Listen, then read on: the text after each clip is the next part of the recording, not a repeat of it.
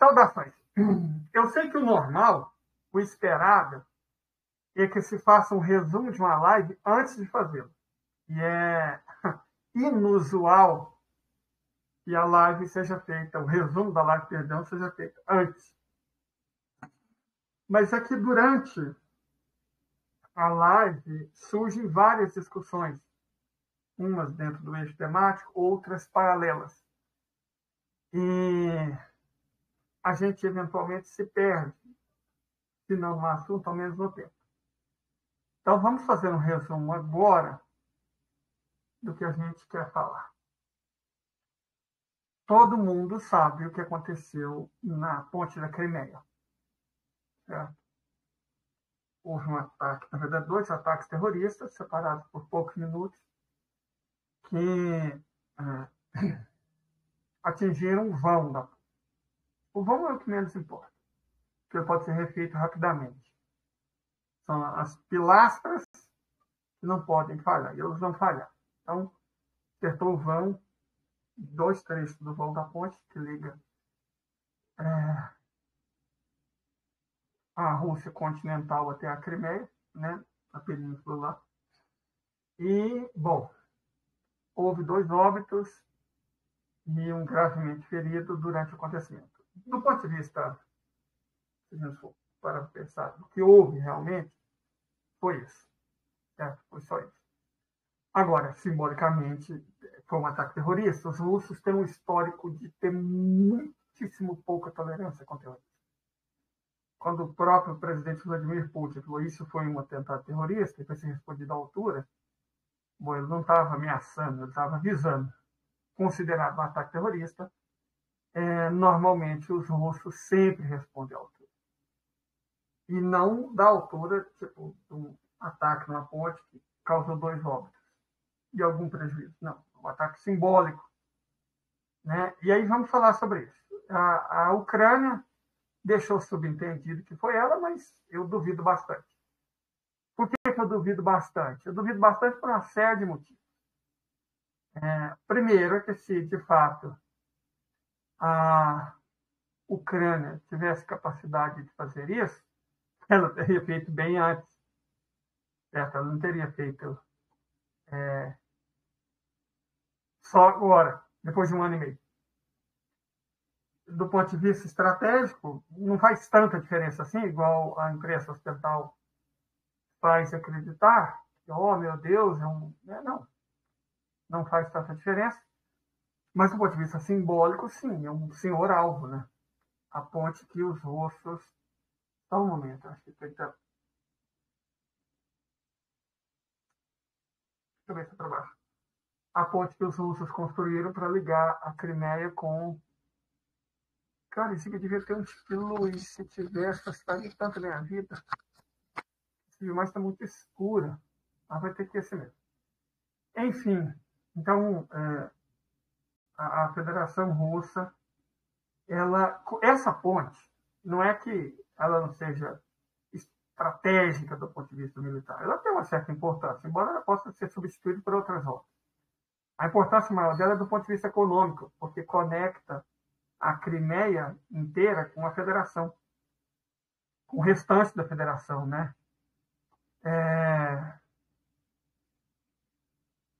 Então, a gente, antes de qualquer coisa, tem que lembrar do seguinte: depois da independência, a Ucrânia não fez nada, sabe?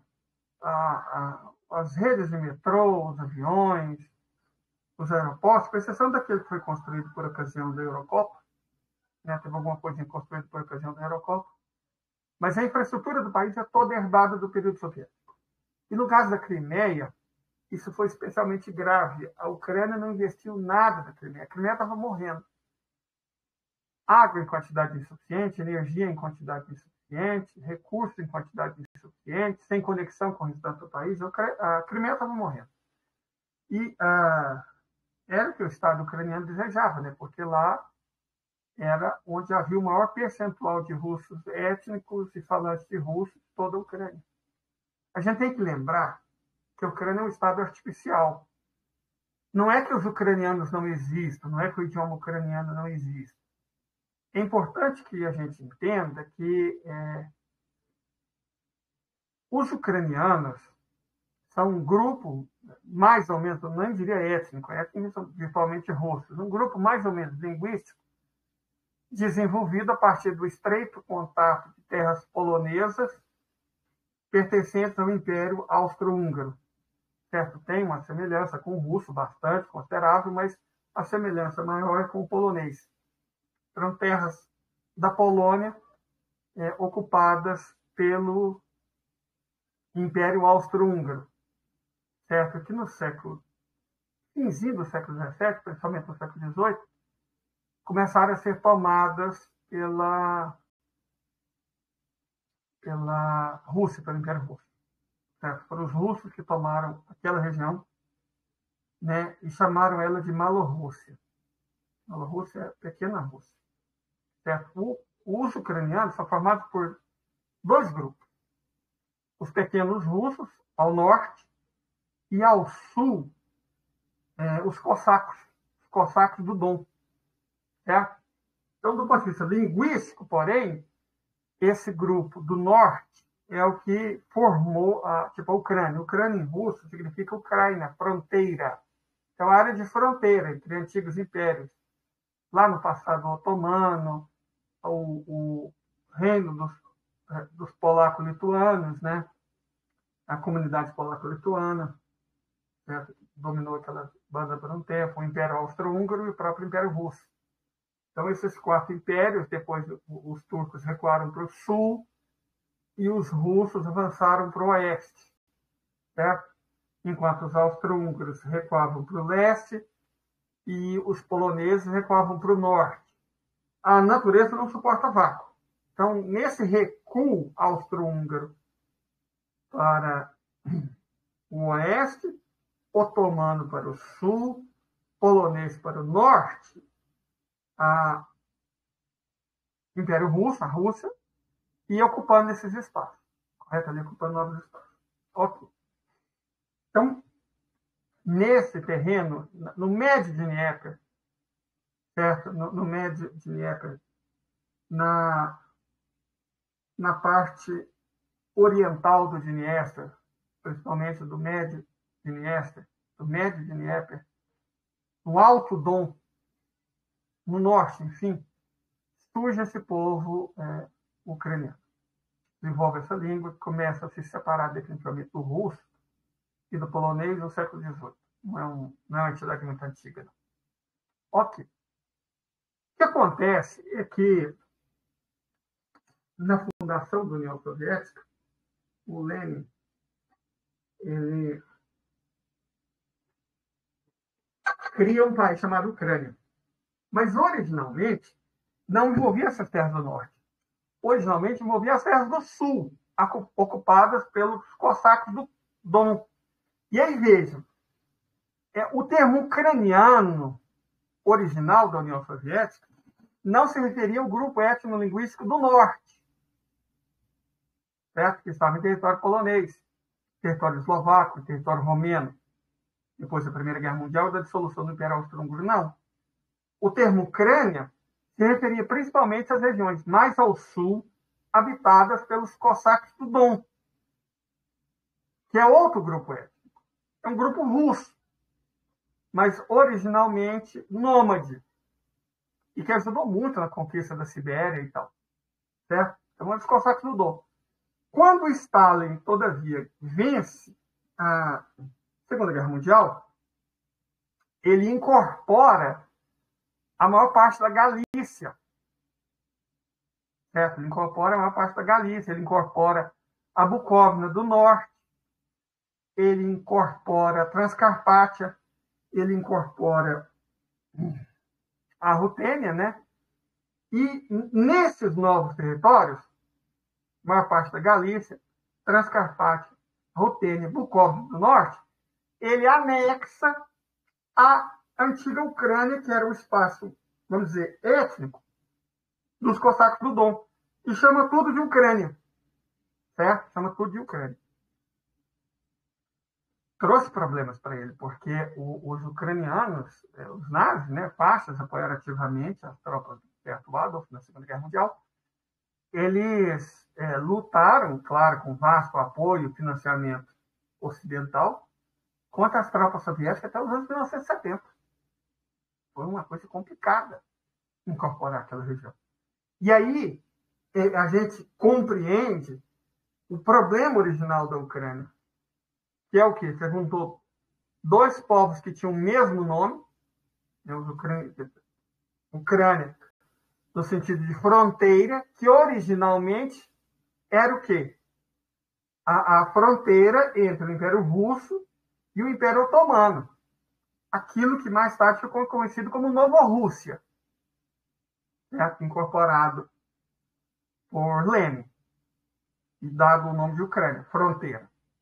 Com territórios da Galícia, da Rutênia, Transcarpátia e Bucóvina do Norte. A Bucóvina do Norte foi tomada da Romênia, a Transcarpátia da Hungria, a Rutênia da Eslováquia, da antiga Tchecoslováquia, e a Galícia da Polônia. O Stalin incorpora essas regiões, onde havia um outro grupo, que se chamava ucraniano, né, Malorrússia, e forma uma única Ucrânia. Então, essa foi a raiz do problema. A Ucrânia nunca havia existido como um Estado independente. Nunca havia existido. Nunca havia existido nem como entidade. Porque o que era originalmente, se vocês procurarem mapas antigos, vocês vão ver que a Ucrânia está mais ao sul. Por quê? É a área um pouco a oeste da habitada pelos cossacos do Don. Os cossacos do Don eram o limite da Rússia, historicamente, e a Ucrânia era a fronteira, as regiões primeiro tomadas do Império Otomano. Certo? E depois tomou-se as regiões ao sul da Ucrânia original, que é a Novorússia. As cidades do sul da Ucrânia foram todas elas fundadas por russos. Certo? É importante a gente ter isso em perspectiva. Foram todas elas fundadas por russos. Kherson foi fundada por russos, Zaporizhia foi fundada por russos, Dnepropetrovsk foi fundada por russos, Kharkov foi fundada por russos, Donetsk, Lugansk, Mariupol, Sumy, Poltava,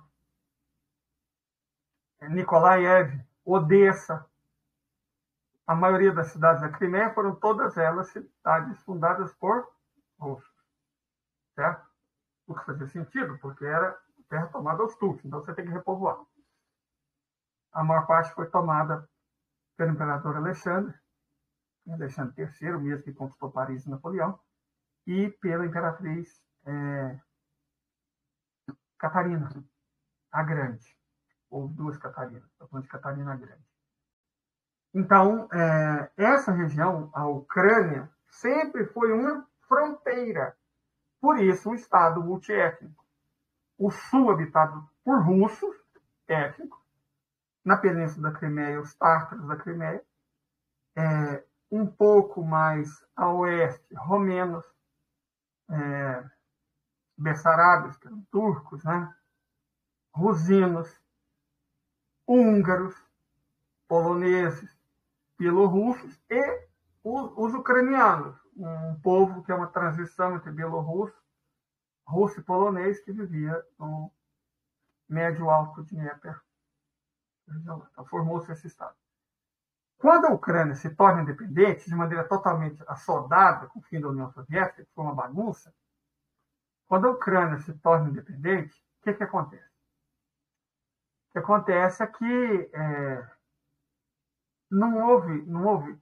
O plebiscito que houve, na verdade, a maioria do povo da União Soviética, com exceção dos 3 bálticos, queria que a União Soviética continuasse. Mas, evidentemente, não era o projeto do Tio Sam, não era o projeto do Boris Yeltsin, não era o projeto das oligarquias, dos Estados clientes comprados pelo Ocidente. Então, a União Soviética acaba. E, nesse assodamento, a independente é um país que nunca antes havia existido, que é a Ucrânia, que juntou todo esse mareado de povos que nós falamos aqui agora mesmo. O resultado não podia ter sido pior, né? Porque os ucranianos do norte assumiram para si o controle do país. E começaram a perseguir as minorias. E os russos eram a mais importante minoria do sul. Mas não foram só os russos. Os romenos da Bucóvina do Norte, os bielorrussos ao norte de Rivne, os húngaros da Transcarpátia, os rutenos, os rusinos, né, da Rutênia, os próprios poloneses da Galícia, os ciganos, certo? Começou uma perseguição. E o que os ucranianos, povo do norte, estavam tentando fazer era um Estado étnico, com duas opções claras: expulsar os não ucranianos e se recusassem a ser ucranizados. Essa ucranização era a segunda opção que eles estavam dando, a ucranização forçada. Quando eu fui em Kiev, 9 anos atrás, mais ou menos 9 anos, foi mais ou menos nessa época, meados de julho, pouco antes do Euromaidan, eu já via quarteirões inteiros de Kiev abandonados. Muito provavelmente já havia ucranianos indo para a Europa, mas a maior parte eram russos, étnicos, indo ou para a Crimeia, para regiões mais lusófonas, ou indo para a própria Rússia. Certo? Então, esse processo de desfacelamento do Estado absolutamente artificial ele começou bem antes dos acontecimentos de fevereiro do ano passado. Certo? A imposição de um grupo étnico sobre os demais. A Ucrânia, desde o início, é uma farsa. Agora, quando o Ocidente viu essa oportunidade, é lógico que aproveitou. Financiou os grupos radicais extremistas do norte na construção de um Estado étnico ucraniano opressor. Porque isso fazia todo sentido de acordo com os planos da OTAN e do Ocidente. Você transforma a Ucrânia no que ela nunca foi, um Estado étnico, e aí você inicia as custas dos russos, né, a principal minoria, também eslovacos, romenos, poloneses, bielorrussos, ciganos, rusinos, mas principalmente a custa dos russos, e a partir daí você vai forçando a Rússia, até o momento em que ela entra num conflito. Entrando num conflito, os Estados Unidos têm a oportunidade perfeita para fazer uma guerra por procuração, mais uma, envolvendo os europeus, não eles próprios. Então, você tem um mercado cativo para armas, vendendo para o europeu. Enfraquece a Rússia, adota a sanção, né? A Rússia vai para a lona. O presidente Putin seria, então, demovido do poder, né? Por um povo russo enfurecido. E aí você coloca no lugar outro governante, incompetente, tipo Yeltsin e Gorbachev, ou Temer e Bozo, uma mistura de traidor com competente. E, a partir daí, você fomenta processos separatistas em toda a Rússia, fazendo com que ela passe por uma balcanização. Esse era o projeto original, evidentemente.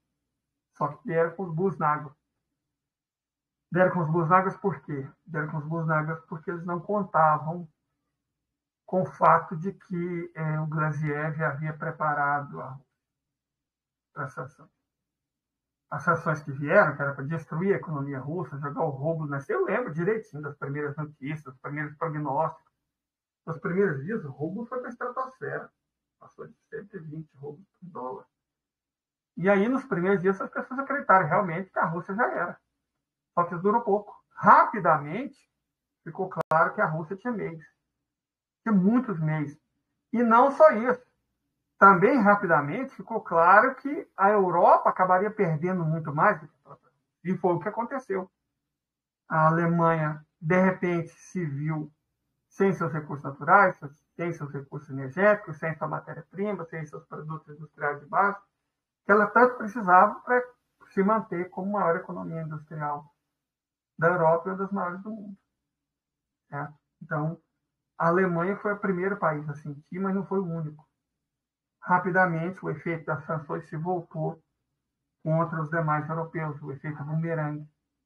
E rapidamente, assim que passa o susto inicial, de início a própria China ficou vacilante, a Arábia Saudita, o Irã apoiou a Rússia desde o início. A República Popular da Coreia também, desde o princípio. A Venezuela, desde o princípio. O Brasil, desde o início, assumiu uma postura neutra, mesmo no governo do miliciano, adotou uma postura neutra.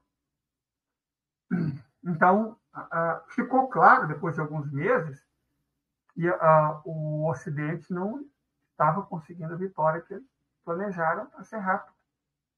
Pelo contrário, a Rússia vinha ganhando posições. As exportações russas, ao invés de despencar, começaram a subir. primeiro pacote de sanção, segundo pacote de sanção, terceiro pacote de sanções, quarto pacote de sanções, já estamos no 11º. E os resultados são risíveis. Cada sanção que você coloca contra a Rússia, a coisa fica melhor para ela e pior para os sancionantes. Fica melhor para o sancionado do que para o sancionante. Então, né, fracassa esse projeto. Perfeito? A própria guerra, do início, a Rússia teve baixas pesadas, porque ela não sabia o que estava enfrentando. Ela achava que estava enfrentando a Ucrânia, mas não estava enfrentando a Ucrânia, estava enfrentando a OTAN. E levou um tempo até eles perceberem isso de maneira clara. E até porque nem tinha muito o que perceber de maneira clara, porque a estratégia foi nitidamente mudando ao longo do tempo. Eles chegaram praticamente a ocupar Kiev, chegaram na periferia de Kiev, estiveram muito próximos de ocupar Kiev. Muito próximos de ocupar Kiev. Chegaram a ocupar 40% do território ucraniano. Mas, ao mesmo tempo, eles enfrentaram pesadas baixas na guerra urbana, em torno de Mariupol, na fábrica da Azovstal. Então, era uma situação surreal dos russos fazerem grandes avanços pelo norte e terem grandes dificuldades no sul. Os russos, depois de alguns meses, reavaliam o terreno, abandonam a ideia de ocupar Kiev, passam todas as suas tropas para o sul, tomam Mariupol e o Donbass. E avançam, posteriormente, para Herson e Zaporizhia, para conectar a Crimeia com o Donbass. À medida que os russos tentavam a paz e a OTAN, o Ocidente, não permitia sequer que a Ucrânia negociasse, ficou claro para os russos o que eles estavam enfrentando. Certo? Então, à medida que foi aumentando a clareza do que era esse conflito, de qual era a natureza desse conflito, aumentou também a clareza do que os russos deveriam fazer. Aumentou a clareza tática operacional. Certo? E eles simplesmente substituíram os grupos táticos de batalhão, que era a maneira como os russos historicamente lutam, que estavam no norte, passando todos eles para o sul. E iniciando uma expansão não na direção norte, mas na direção oeste pelo sul. Certo? Por quê? Porque o objetivo nitidamente deixou de ser Kiev e passou a ser Odessa. Claramente isso ficou bem demonstrado. O objetivo passou a ser Odessa. A Rússia ainda insistia em negociação de paz. A Turquia tentou intermediar, mas assim como Minsk I e Minsk II fracassam porque o Ocidente não queria paz. Acharam que poderia ganhar no campo de batalha da Rússia. Né? Fazer o quê? E a Rússia foi uma bicicleta que foi se consertando e se modernizando ao longo da jornada. Ela passa a usar armas com cada vez mais tecnologia. Ela substitui o combate de infantaria por artilharia pesada, apoio aéreo ostensivo. E aí começa a segunda fase, que foi a tomada da cidade que os ucranianos chamavam de Bakhmut, mas cujo nome é Artemiovsk. Foi um período de quase 9 meses. Foi interessantíssimo para a estratégia para a tática russa, porque os ucranianos tiveram mais de 100 mil baixas só na defesa. Eles perderam pelo menos 100 mil, tem gente falando 200 mil baixas, você conta os óbitos e os discapacitados, tem gente que fala 200 mil baixas para defender uma cidade de 30 mil habitantes. Então virou uma ratoeira. Os russos atraem os outros, o pessoal da OTAN, mercenários, para Artemiovsk, e a borduna come, o pau canta. Então você não tem que ir atrás mais do inimigo, você chama o inimigo para você. Você teve, então, depois de 9 meses, o fim desse conflito, teve uma presepada envolvendo o grupo Wagner. Eu não acredito que foi real, acredito que foi uma encenação. E aí o conflito ficou meio que em stand-by. Desde então, não temos tido nenhuma grande batalha. Mas isso faz sentido para a Rússia, porque ela luta dentro do planejamento tático operacional. E o planejamento tático operacional não é como a OTAN luta. Como é que a OTAN luta? Ela faz tira normalmente uns 2 meses para destruir tudo. Casa, edifício, tudo. Destrói tudo. E aí a imprensa nunca mostra, né? Se acerta um coitado por engano, se os russos acertam, vira manchete, atrocidade russa, tribunal de raio. Mas vejam, os russos atacam, os americanos atacaram Karbala, no Iraque, 2 vezes, nas 2 guerras, a primeira do Golfo e a segunda do Golfo. Totalmente, cidade totalmente destruída. 400 mil baixas, e nunca se mostrou um corpo. Então, foi um ataque, uma guerra ilegal, que custou 400 mil vidas, e nem a perda de nenhuma delas foi mostrada pela TV. Agora, quando os russos atacavam, ocorria um sinistro, e nem sempre, porque eles inventaram a falsa bandeira, né?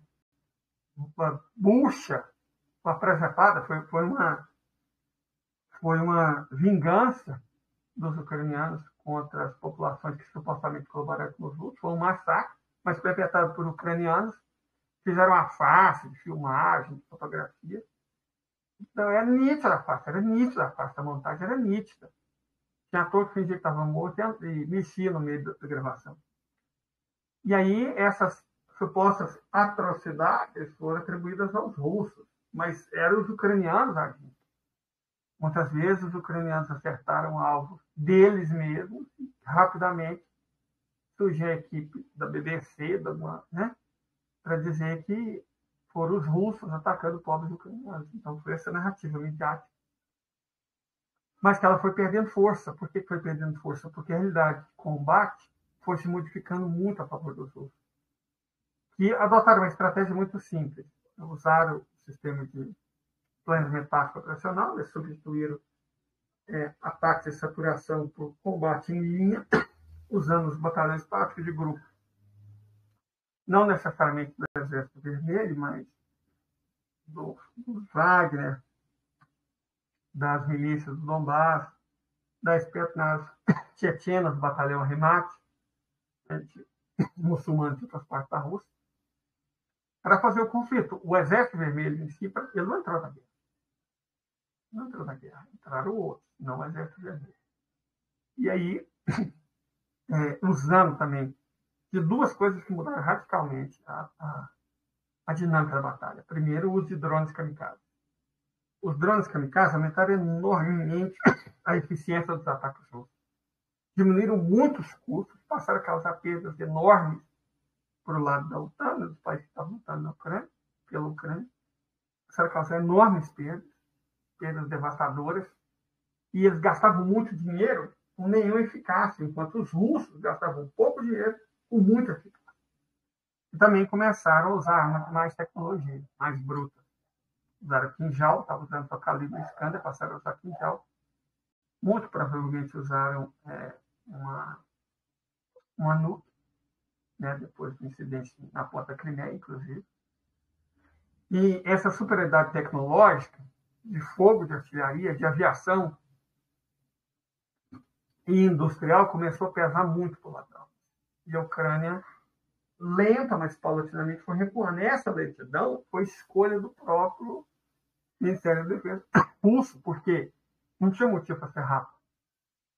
Enquanto a Rússia estava agindo de maneira lenta, o Ocidente estava tendo perdas muito pesadas. Está tendo perdas muito pesadas.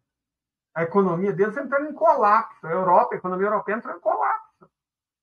Ela entrou em colapso já no inverno do ano passado. Entrou em colapso. Colapso. Inglaterra tem colapso. Suécia tem colapso. Ela entrar para a OTAN só vai piorar as coisas, porque ela vai ter que ter um gasto de 2% do PIB com armas. Então só vai piorar as coisas. A guerra toda teve como objetivo criar mercado cativo para os Estados Unidos vender armas, e originalmente petróleo. Porque eles acreditavam que o petróleo deles nunca ia acabar. Eles não imaginavam que o pico de Rubens estava chegando. E eles passariam a ter menos petróleo. Não passariam a ter petróleo nem para eles, quanto mais para exportação. E os europeus que abriram mão do petróleo russo para comprar petróleo americano, certo? Se for. Agora, nós tivemos esse ataque na ponte, e os britânicos assumiram para si, e é isso que a gente vai discutir. Quer dizer, por que o Reino Unido assume um ataque? Não é nem a questão do ataque em si. O ataque em si não teve efeito. 2 óbitos e um estragozinho que foi consertado em horas. O outro vai levar poucos dias. O sistema ferroviário que atravessa a porta não foi atingido. Então, do ponto de vista militar, tá como se for nada. Nada. Como eu disse, a PM do Rio de Janeiro, de inocente, mata mais numa semana do que o que os ucranianos conseguiram na ponte. Até qualquer semana de trabalho da PM do Rio de Janeiro, você vê muito mais votos do que isso. E eu estou falando só dos inocentes. Então, foi uma piada, né? A questão é o que isso significou simbolicamente. É isso que a gente vai discutir hoje. Okay? Então, até.